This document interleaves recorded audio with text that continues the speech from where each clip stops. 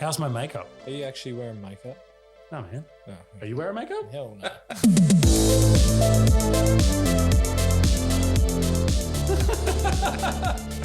I'm just wondering how it looked, that's all. You know, if I was wearing makeup, which I'm not. Anyway, this is our first podcast. Can you believe it? Woo! Can you believe we're making a podcast?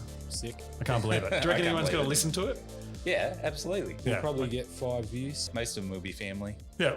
So we don't really know how this is going to play out or who's going to be hosting it down the track or what this is going to become or any of those sorts of things.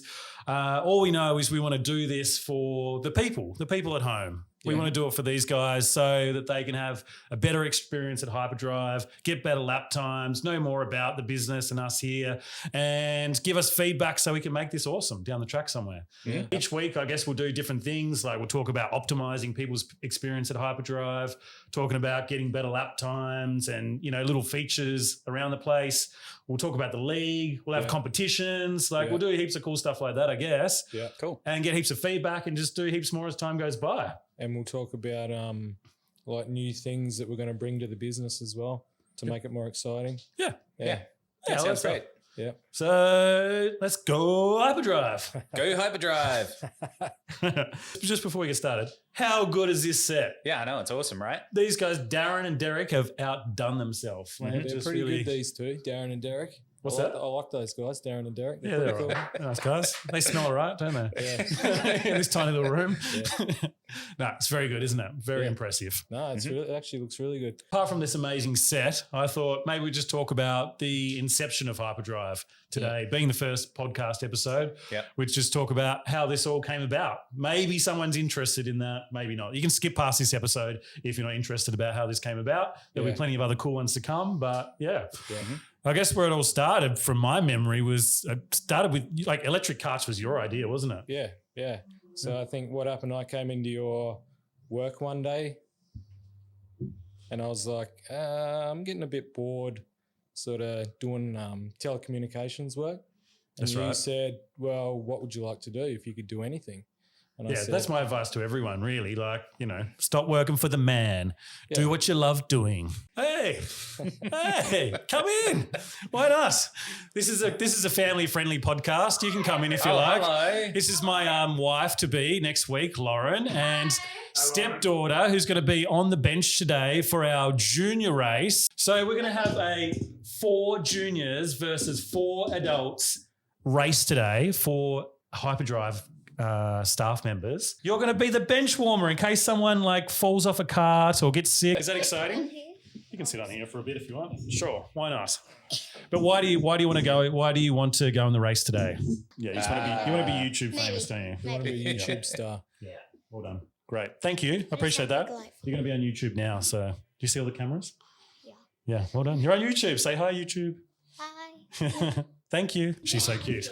So Hyperdrive Inception. Let's get back to how this all came about. So you were talking about you came up with the idea and you wanted to get away from working and... Yeah, I was sick of doing what I was doing, and so I'm not sure why I was at your work that day. You used to always slack off. Like you're working for some company, I can't remember which one, let's not say it on here. Yeah.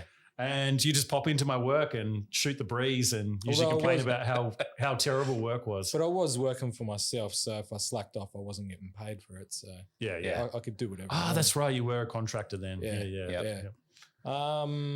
And so you came in and you were like, I'm so sick of work. And I'm like, dude, what do you want to do? What interests you? And you're like, have you ever heard of electric karts before? Yeah. I'm like, electric karts? Are you serious? I like Teslas. They sound pretty cool. Never really been in one before that. Yeah. And I was like, I like racing because I'd been racing at a basketball a little bit. So, And then we were like, I remember you going like starting to ask the questions like, how much would you charge per race? How much, how many races, how many karts could you run per race? How many races could you run per hour? And then I don't know if you did it on the same day, but I just remember this spreadsheet coming up and like put all the expenses in there, worked out how much do you reckon we'll pay for rent, and we started to look up rental places, and so we just did all the numbers, we crunched them. And then it was like this light flashed at the end, it was like ding, this can actually work. I'm like, why is no one doing this? This is super viable. Like this could be, as long as you made it awesome, that this could be great. And that was our big thing right from the start, wasn't it? We didn't want to do any of this half. Yeah. Well, we have to beep that one out. But Yeah. we wanted to make it cool right from the start, because if people come along and they were like, that was okay, they'll never come back again. Yeah. Yeah. So I remember that was more your idea. So I think that was a good idea by you, was saying that we need to do it like full hog rather than half up. And I was like, yeah, okay, well, if you think that's how we should do it, then that's probably how we should do it. Yeah, you really came into this with a good idea of how you wanted things to be set up and exactly how you wanted it to be. And I came into it with just no idea. Yeah. I'm just like, I got no idea how exactly this is going to work. There's like so much in it. Like, yeah, we'll get onto that, because you sort of came in a little bit later. Yeah. Dave and I sort of got going to start with. We sort of realized it was viable. We realized it needed to be cool.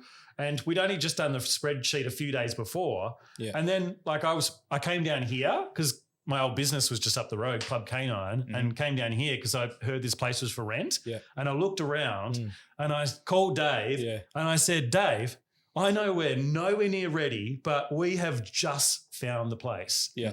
And because I looked out the back, I'm like, we can open up inside. We can open up the indoor track inside. Yeah. And then later we can do something. We weren't going to build a bridge and do all that cool stuff, but we can, extend the track so we can do indoor, outdoor eventually. Yeah. And I think that day I called up the real estate agent, Trevor Fox, gave him a call, and we started the process. Yeah. So just a few days into coming up with the idea, we were like, Steve. Yeah, I know, right? Yeah. And I'm pretty sure you said to me on that same day, after you'd done the spreadsheet and stuff, you said to me, we need to go to the mainland this weekend coming up. Yeah. And I was like, all right, let's go. Jumped on a plane and away we went. And I'm pretty sure we went like a few weekends in a row, just like constantly checking out all the electric go-kart centres and even petrol go-kart centres, and just sort of seeing, what we thought would be good and what works. And that's right. It was so much fun. It was awesome. It was. Yeah. And so we sort of just traveled around, because we didn't really know anything about go-karting then. We just knew that electric was the way of the future. Yeah. We knew that it needed to be cool. And so, we set off on that adventure and just exploring the different go-kart centers and working all that stuff out, working out, seeing what worked and what didn't work and what we thought would be cool and wouldn't be.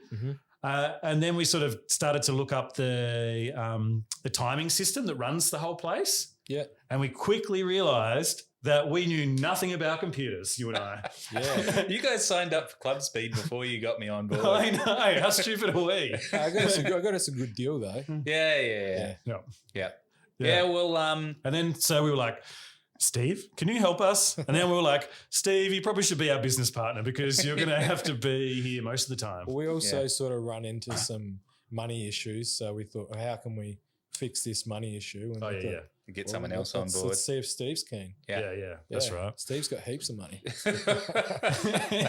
Yeah, sure. I had heaps, Not very cheap to set up a go-kart centre, is it? No.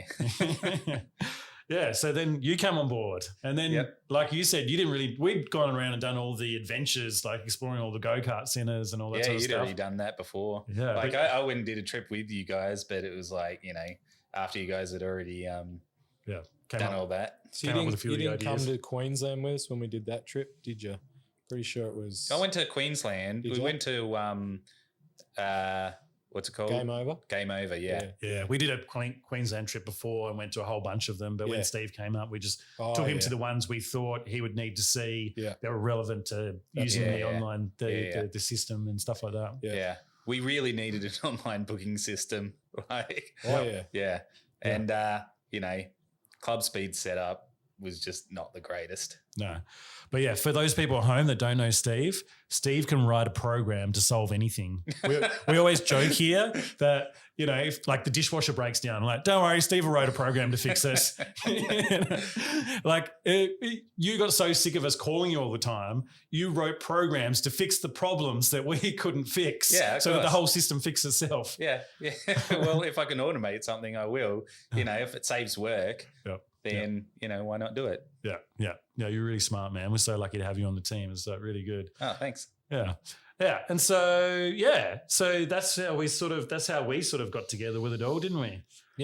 Yeah. And then we ordered the carts. That was probably the biggest. Well, no, signing the lease was the biggest thing. Because it's like, because we had a certain amount of months to open before we had to start paying rent. Yeah. Which wasn't that many months. And we definitely didn't make that deadline. No. So we were stuck with rent before we'd opened. Yeah. Which was hectic. Yeah. 30 grand a month. That's 30 like grand a month. absolutely ridiculous. Before I remember you were saying like it's $1,000 a day. Yes, right. Yeah. They're like every day we don't open, it's $1,000. Yeah. We got to open then. Yeah. And then so we're pushing to try and like get all the funds. The builders had already started work, and we didn't even have the money to pay them because the banks were all like, yeah, we can give you the money, no problems. Yeah. Our mortgage broker guy was like, yeah, that should be fine. And then it would come to the time when they're going to give us the money, like, nah, sorry. Yeah. Now we're pulling out. Yeah. And so we had to do a few things. You sold your business. Yeah, well, that's what it came to. I didn't want to sell that other business, Club Canine, because it was great. Yeah. It was, I really enjoyed it and loved doing it. And it was a good little money earner. I didn't have to put in too much work and, you know, but we were just like, bank one, no. Bank two, no. Bank three, no. We started getting all these curly loans. Yeah, we're looking at investors and all that sort of stuff. Yeah. Like it was getting to a scary point. The builders were going, we're finishing up now. You're going to pay us soon? Yeah, I remember.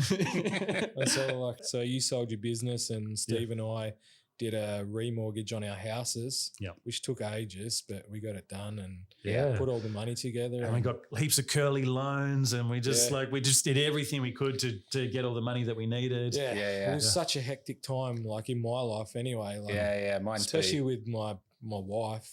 And I just remember like thinking to myself, like, this isn't going to work. It's not going to open. Like, there's just too much stuff in Didn't you have to sleep on the couch or something? Oh, I already do. You sleep on the couch every night. Pretty much. That's a healthy relationship. It works well. You're the only one who hasn't been married, actually. Yeah. And your relationship. I just said my wife, but we're not married. But we may as well be. But your relationship works all the time. But anyway, But I get a good night's sleep, so. Does she snore? Yes. Yeah, okay, gotcha. Like a dinosaur. Yeah, but that was a stressful time in your life, like, because we're going, how are we going to eat tomorrow? Yeah, exactly. And like, you know, my missus was like, you know, like on my case all the time. Like, and she wanted to build a house at the time as well. And I said, I'm going to put the house on hold and do the business stuff. But I just remember you had this attitude of like, we're going to do it. Like no matter what, we're going to do it. So yeah. And like I remember trying to like not baby you guys through, but help you guys through. I'm like, no great company starts without it being hard. Like this is why people don't do it. It's because they get to a point and it's like too hard. Yeah. And then they go, nah, this is too hard, like or too stressful or whatever. And they don't follow through. And I got to that point pushing forward. And you were just like, nah, we're going to keep going. Yeah. And I was like, all right, let's do it. Yeah. And so you're glad we did? Oh, massively. Yeah. So glad. It's pretty good, like kind of waking up every day, doing something you really enjoy, something you're passionate about. Yeah. And, you know, it's not like we're not earning, you know, even though we're putting lots of money back into it, like we're, you know, we're doing all right, aren't we? We earn a living out of it now. So that's good. Yeah. I was really stressed out in the beginning trying to get the booking system up and running, like online bookings, because I'd never done anything like that before whatsoever. It's just like you seemed like that was something you really wanted to do, though. Well, because I thought that, you know, if you're going to open up a karting center, you're going to want people to be able to book online. Oh yeah. Because if you're just taking calls for every single person that's coming in, huge waste of time. Massive waste of time. You're just spending a whole bunch of time on the phone. You need lots of staff for it, like, and a lot of people, you know, they don't want to call up. Like, it's just easier for them these to book days. online. Yeah, people prefer to book online mostly, I think. Yeah. So do you reckon we get more bookings online than what we get calls for bookings? Yeah, we definitely get more bookings online. Way more. Well, talking about computer programs, one of the big things we were spouting right from the start was that we were going to create something that was going to be fun, a gamified version of go-karting. One where you can like shoot people with a missile and slow them down. One where you can like run over something, pick something up and speed them up. We even had a little beta version going for a little while. Combat carts, I think we called it. Combat carts. What did we call it at the beginning though? Hyperdrive Kart. Hyperdrive Kart. That's a bit of a. We might have got a cease and desist letter if we had gone down that line. But yeah, talking about that, how far away is this, Steve? Oh, when is this ever going to happen? Well, you see, the thing is that it did happen, but yeah. Yeah, we had like a beta version going, but that was before we had the enduro track open, and now things have changed. Yeah, and lots of things have changed. But the thing is that I'd start working on it, but then there's other things to work on that like we're always doing new types of races or new. Your list keeps getting longer, not shorter, doesn't it? Yeah, that's right. And so because combat karts is something that has a lot of different parts to it and is going to take a long time, kind of gets pushed to the back. Oh, everyone at home is going to be so sad to hear that. Yeah, but if I concentrate on that, next few months I should have it up and running. Or if you had an assistant computer programmer to work with you. Yes. Anyone at home know computer programming? What language do they need to know? Oh, well, wait, we're going to have to probably mostly Python, but Python. Also Python. Also some PHP, maybe some SQL, JavaScript, that sort of stuff. If anyone knows what any of those things mean, give us a call. Usually when Steve starts talking about this stuff, I just start thinking about donuts. Well, because I zone out, so I'm like, donuts. Honestly, if you don't know what any of those programming languages are, then you definitely are not the right sort of person to be working on it. Yep. And we have hired some people who we thought, well, they've said they could do programming, but they didn't pass Steve's test. No. Yeah. There you go. So that's exciting. I'm excited for that. I'm really looking forward to that. What else do we have coming up at Hyperdrive apart from hopefully combat karts not too far away? We've got 8 new karts arriving this Friday. 8 new adult karts. Yep. Sody karts. Mm-hmm. And some chargers as well. So because we're 2 chargers short at the moment, so we'll be able to. What's the 8 karts going to do for Hyperdrive? We'll be able to run continuous races of 12 karts, won't we? Hey. Yeah, so that's another thing I have to work on because we've got to change how many karts you can book in when online and point of sale, everything like that. There's all the details people don't think about. But now we're going to be able to turn away less people on Saturdays. People are going to be able to rock up, walk in more often, and we're going to be able to go, sorry, you can't have a race until 6 p.m. tonight, sort of thing. Yeah. I can't see us turning away anyone. We should be able to get anyone into a race any day, anytime. Cool. Yeah. And then we might be able to have some bigger league competition as well, so the league guys can race with more people. The big track. That's right. Yeah. Cool. Sweet. That'll definitely help with that. What else have we got coming up? Didn't you just make a screen for the go-karts recently? Didn't you? So just getting all the bits and pieces of that together because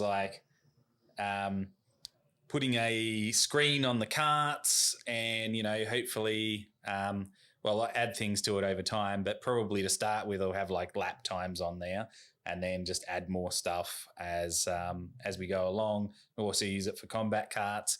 But so, there's lots of different parts to that. Like there's the case for it, which I'm getting 3D printed, which also houses the button, like for the boost, and getting all of that right so that it fits in well and the screen fits on there well and so that it gets powered. I have a Raspberry Pi, a little computer. Right I'm thinking about donuts. That's what I'm talking about. This is when I think about there's just lots of different parts to it, we've just got to work all those little things out, which I'm, most of the way through now. Nice. But, there's just lots of little pieces that have to work well, and you have to work them out well. And so I'm getting there. That I should have the screens, ready sometime pretty soon before combat karts. Cool. Yeah. Legend. Change the subject a bit, so I'm not thinking about donuts so much anymore. Well, people ask us all the time, don't they? People always say, geez, how do you work with your family? Like, what's it like working with your brothers? I'm like, it's freaking awesome. Yeah, I guess it depends on your family, but, we've always been pretty close, so. Yeah. Is this everything you dreamed of, like working at Hyperdrive? I don't know if it's everything I dreamed of. It's because I never really had that sort of a dream to, have a business like this, but it's, it's great. Yeah, good. I get to do things that I love doing. Yeah, you certainly do. Davo. Yeah. Well, I mean, nothing's ever perfect, but yeah, this is dream come true for me, really. Like, this is what I wanted to do, and now we're doing it. So I couldn't think of anything else I'd rather be doing right now. Yeah, no, me either. Yeah. Me either. It's lovely. Going to end with a tear. It's very... There you go. Yeah. Our first podcast. Sick. You know, there's going to be many more. We're going to talk about heaps more cool And will we things. get- That's we'll not even, I don't even come and speak We'll English get right now at some the end of it. people into the other podcasts. Yeah. Yeah. There'll be guests and maybe someone else will host it. Maybe someone cooler than me or cooler than you guys. Oh, It's pretty hard, but Can we take like listener questions? yeah, we should totally do that at some point. And if anyone at home's got anything they want to see us cover, What's let it us called? know. You know, next podcast or whatever. Read the questions that people have submitted before. Yeah. Yeah. Let's wrap up our first podcast. So thanks to Darren Petty and Derek Hickman for producing the podcast. Thanks, guys. Hopefully everyone at home sticks around or watches our next video, which is going to be the 4 juniors versus the 4 Hyperdrive Kart Racers. It's going to be quite an exciting race. And we'll see you on track. See you guys. Bye. Go Hyperdrive. Go Hyperdrive. Pretty cool setup. That's okay. Dave's not being free. Dave never gets excited. I like that. You're chiming in and you're just like...